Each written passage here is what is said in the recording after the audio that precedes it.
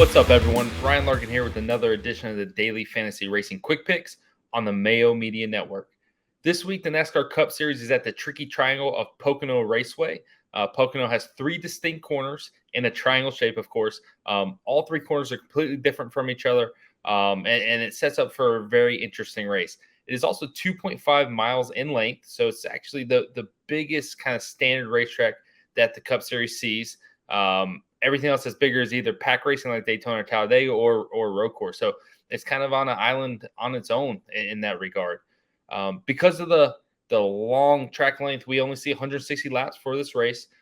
We will see a lot of long green flag runs, most likely. That's typically what we've seen. Although this newer car has delivered some single car spins and a little bit more chaos overall this year. But I'm still expecting those long green flag runs. And then fuel strategy comes into play. A lot of fuel strategy will come into play. Kyle Busch won a race here last year simply by having more fuel than everyone and being able to extend and go out there and win the race. Track position is very vital as well. So I expect tire strategies, 2 tires, no tires, pitting early, pitting before stage, because you can pit, come out, and still be on the lead lap. I expect a lot of different things in that department for guys to try to gain track position. But at the end of the day, we're still looking to play the fastest cars here. Speed kills at a big track like this, so we're definitely looking for those fast cars this weekend. As always, I'm going to give my top 4 plays for the DraftKings slate. I'm going to give, top 3 plays and 1 fade, I should say.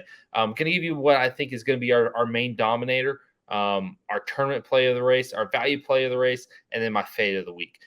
So for this race, I'm pretty much sticking with what's worked for us here lately.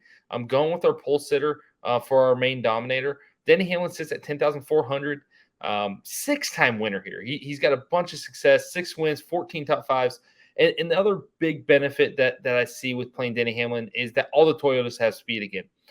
All 6 Toyota teams start inside the top 11. That is super, super impressive.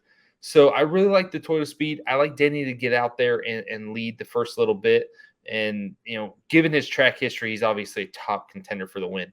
I really like Kyle Busch, too, starting second.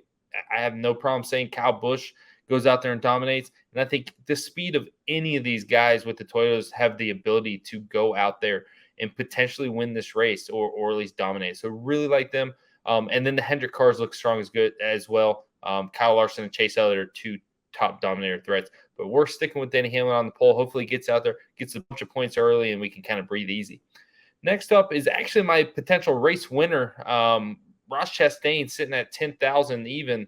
He's my tournament play of the week. I really like the speed he showed in practice. I liked what Suarez showed as well. Suarez ended up qualifying 9th. I think, Chastain, if he had that qualifying lap to do over again, he'd be inside the top 10. He'd be fine. Instead, he's going to the back after repairing some damage. But he scored from 21st. So he's going to give us some place differential upside. And this race feels perfect for his team. Best pit crew on pit road, in my opinion. They every week delivering great stops. Restarts, he'll be up on the wheel every single time. He'll get those positions on restarts. In a track position race, that's vital because you need to be the one that's taking those places and not getting taken over. It's kind of a fish eat fish world or whatever. But I just feel like Ross fits this style of racing really, really good, where you have to get up on the wheel, get up there, turn fast last, but also kill it on restarts, and his pit crew is going to help him out a ton. I just really like what he delivers. I like that he's got a bunch of place differential points to offer us. I just think he's a slam dunk play. He's probably a bit chalky, but I'm fine with that. I just feel like he's going to deliver big time here. So big fan of Ross Chastain. Next up, value play. Erik Jones at 7,600. He starts 34th. So only one way to go, and that's up. Big fan of Erik Jones in general, but I really liked what he did at California. Not a direct correlation, but it's the only track over 2 miles that we've seen that's got the same type of high speed attitude to it. So I do kind of treat that as the best correlation with what we got. Pocono is kind of a beast on its own, so there's not a lot to look at. But I kind of am using California for that. In that mindset, Erik Jones led a bunch. He was up front a bunch. I don't remember how many laps he technically led, but he was up front a lot in that race, and he showed top 5 speed. And then you look at his practice time; it was top 5. I feel like there's some sort of correlation there. I feel like they either trim out their cars really well. I know they got a penalty in tech. They were obviously doing something a little shady. I don't know if that's what they were doing to actually gain that speed, if they're going to end up being a little bit slower in the race. But from 34th, we only need him to be about 20th. When we're looking at 20th place position, that's potentially a 40-point day. I feel like he has an easy upside to obtain to potentially be optimal. And I just really like his upside of legit competing for a top 10. So big fan of Erik Jones, big fan of his style of racing and what he brings. And I liked what we saw at California. I think that type of outright speed and pace can continue here, and he could potentially be a top 15, top 10 car and put up a huge number. He's going to be chalky as well, but I'm leaning into this type of chalk this week. Last up, my favorite of the week is Ryan Blaney yet again. Gonna keep taking shots at the Penske boys, I guess, until they bite me. 9,400, and he starts sixth.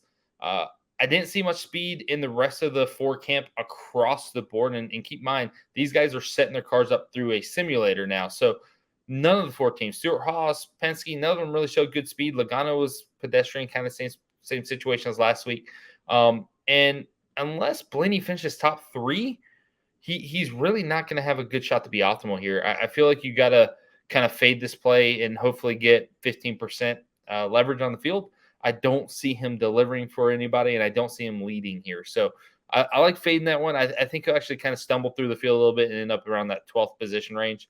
Like I said, Toyotas, you got 6 of them top 11. I feel like all those cars can beat him straight up. The HMS cars, Chase Elliott, Kyle Larson look good. I think Chastain's coming from the back. I think there's a bunch of good plays. They're going to contend for top 10s, and I don't think Blaney's got one of those cars. So Blaney's my favorite of the week, and I think we'll be able to do well not having him in our lineups. That'll do it again for us. I appreciate you guys watching the video again. As always, please like this video. Leave a comment. Let me know what you think, who you think is going to win. What do you think of the video? And, of course, the most important thing, subscribe to the Mayo Media Network so you're here for all their videos, including mine, going forward. If you want to reach out, you can catch me on Twitter at Larkin8. All my content is on dailyfanracing.com. So if you want to check that out, give out full breakdowns of every DFS racing sport, projections, rankings, podcasts, you name it, it's there. So check that out as well. Thank you guys, and I hope you have a successful race weekend this week at Pocono.